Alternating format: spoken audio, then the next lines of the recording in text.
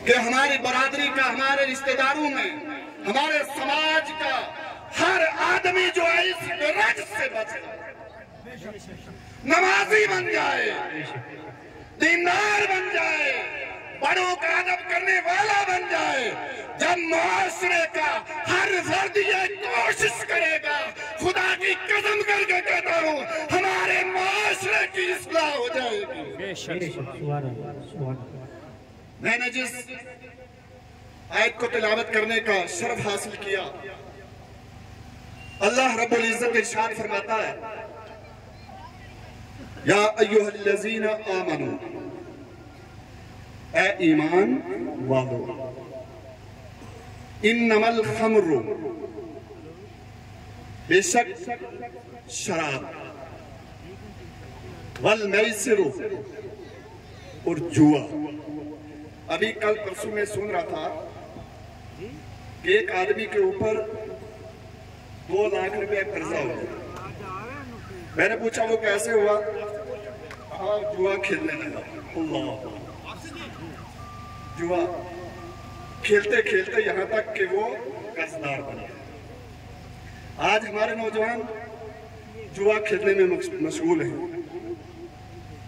तरह तरह की बुराइयों में मशगूल हैं, लेकिन जब तक हम इस्लाम के ऊपर अमल पैरा नहीं होंगे, तब तक हमारी दुनिया और आखिरत जो है वो नहीं समझ सकते।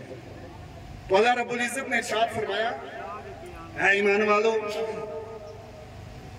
शराब, जुआ और बुत और कांसे, यानी कि नबी अकरम सल्लल्लाहु अलैहि वसल्लम के दौर के अंदर वो तीर निकालते थे, अपनी किस्मत मालूम किया करते थे। तो अल्लाह रब्बुल इज्जत ने इरशाद फरमाया, रिज्सुम मिन अमल शैतान, ये शैतानी अमल है, नजस है, नापाक है। फरमाया फज्तनिबू, ईमान वालों को रब ने हुक्म दिया, इससे बचो। इससे क्या करो? बचो। फज्तनिबू लअल्लकुम तुफ्लिहून, ताकि तुम कामयाब हो जाओ। अगर तुम दुनिया और आखिरत की कामयाबी चाहते हो, दुनिया और आखिरत में सुरखरुई चाहते हो, रब ने फरमाया कि तुम इन 4 चीजों से बचो तो तुम फलाह पा जाओगे, कामयाब हो जाओगे। बेशक, सुभान अल्लाह। और यही शराब पीना, ये अल्लाह और अल्लाह के रसूल की नाफरमानी है। और जो नाफरमानी करता है, अल्लाह रब्बुल इज्जत इरशाद फरमाता है, वमन यअसिल्लाह व रसूलहु, जिसने अल्लाह ताला और उसके रसूल की नाफरमानी की, वयतअद्दा हुदूदहु, और उसकी हदों को फलांगे। अल्लाह ताला की हदें कुरान में आता है, तिल्का हुदूदुल्लाह, ये अल्लाह की हदें, यानी ये हमारा मुल्क हिंदुस्तान है, इसकी भी हदें। अगर कोई यहां से चले तो उसको लोग समझाएंगे नहीं जाना, नहीं जाना, नहीं जाना। जब बॉर्डर क्रॉस करेगा उसका क्या हाल होता है। इसी तरह अल्लाह ताला की ये हदें, इस्लाम की हदें हैं। जब आदमी इन हदों को पार करता है, अल्लाह रब्बुल इज्जत ने फरमाया उसके लिए जिल्लत वाला अज़ाब, फरमाया जिल्लत वाला अज़ाब है अगर तुम अल्लाह की हदों को पार करो। अगर तुम अल्लाह की हदों को पार करोगे, रब ने फरमाया लहू अज़ाबुम मुहीन, फिर तुम्हारे लिए जिल्लत वाला अज़ाब है। अल्लाह अकबर। बुजुर्ग और दोस्तों, अल्लाह के नबी सल्लल्लाहु अलैहि वसल्लम ने फरमाया, इज्तनिबुल खम्र, शराब से बचो। एक बात ये भी ज़हन में रखें, सरकार ने यह भी फरमाया कि हर नशा आवर चीज शराब, और शराब हराम है। सिर्फ शराब ही नहीं, जितनी भी चीजें हैं, अगर वो नशा आवर है, नशा उनसे आता है, दिमाग खराब हो जाता है, तो वो हराम है। क्या हराम है? तो नबी अकरम सल्लल्लाहु अलैहि वसल्लम ने फरमाया, इज्तनिबू खम्र कि शराब से बचो, शराब से बचो। कन्नहा उम्मुल खबाइस, क्योंकि शराब ये तमाम बुराइयों की बुनियाद है, जड़। शराब क्या है?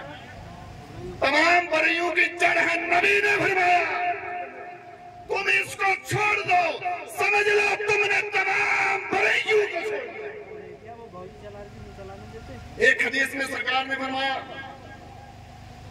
सलासतुन ला यदखुलूनल जन्नह, तीन किस्म के लोग जन्नत में दाखिल नहीं होंगे। मुदमिनुल खम्र, हमेशा शराब पीने। आज हम मुआशरे का मुहासबा करते हैं, गौर फिक्र करते हैं, हमारी माएं बहनें भी उसमें शामिल हो चुकी हैं, हमारे नौजवान भाई भी उसमें शरीक हो चुके हैं। लेकिन याद रखो, इस कॉन्फ्रेंस से एक बात लेकर के जाओ, ये नहीं समझना कि हम सेफ हैं, हम बचे हुए, हम महफूज हैं, दूसरे का बच्चा बर्बाद हो रहा है तो उसको होने दो। ये बात कभी नहीं सोचना। मैं एक मिसाल देता हूँ हर जगह कि हम बच्चे थे, लोग जब बंबई के अंदर जाते थे, दिल्ली के अंदर जाते थे, वो आकर के बयान करते थे कि वहां औरतें गाड़ियां चलाती हैं, पैंट शर्ट पहनती हैं, प्लेट में खाना खाते फेंक देते हैं, गिलास में खाना खाते फेंक देते हैं। अभी ज्यादा जमाना नहीं गुजरा था, हमने अपनी आंखों से इस सरजमीन पर देखा कि औरतें गाड़ियां चला रही हैं, पैंट शर्ट पहन रही है और प्लेट में खाना खाया फेंक रहे हैं, यूज एंड थ्रो गिलास इस्तेमाल कर रहे हैं। ज्यादा वक्त नहीं गुजरा, मुंबई से वो बात यहाँ पहुंच गई। याद रखो, अगर तुम्हारे मोहल्ले में किसी का बच्चा खराब है तो समझ लो चंद दिन गुजरेंगे तुम्हारा बच्चा भी खराब हो जाएगा। एक बात और लेके जाओ, आज अगर किसी का बच्चा खराब है, वो हमदर्दी के साथ उसके बाप के पास जाता है, तुम्हारा बच्चा ये कर रहा था, गंदी फिल्म देख रहा था, शराब पी रहा था, नशे की गोलियां खा रहा था, तो वो माँ बाप क्या कहते हैं? ये दुश्मनी कर रहा है, ये दुश्मनी कर रहा है। माँ बाप मुखालफत पर उतर जाते हैं, मेरे बच्चे की इज्जत को बर्दाश्त नहीं करते, ये इस वजह से कह रहा है।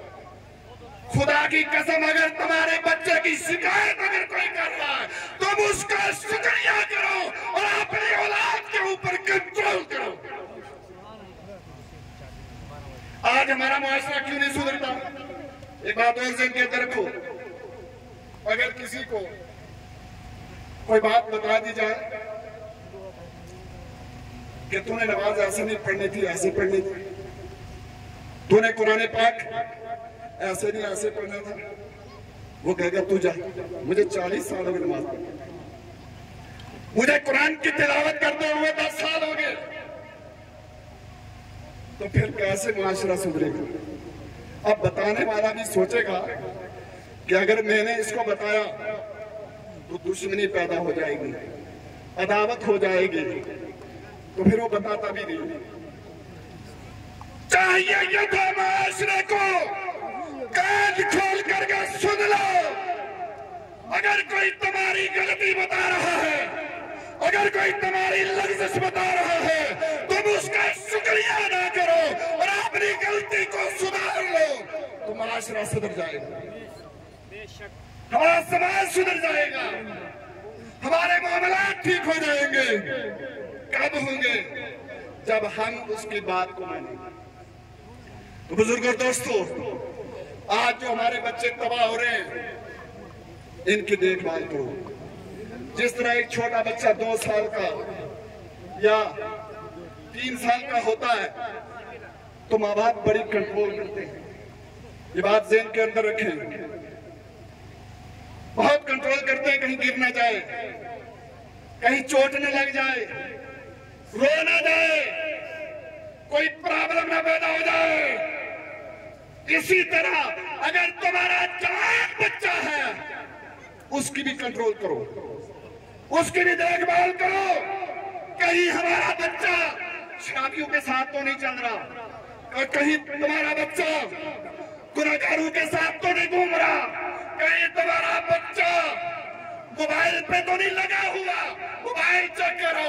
खुदा की कसम करके कहता हूँ, जब समाज का हर फर्द जो है ये कंट्रोल करेगा, हमारा मुआशरा ठीक होगा।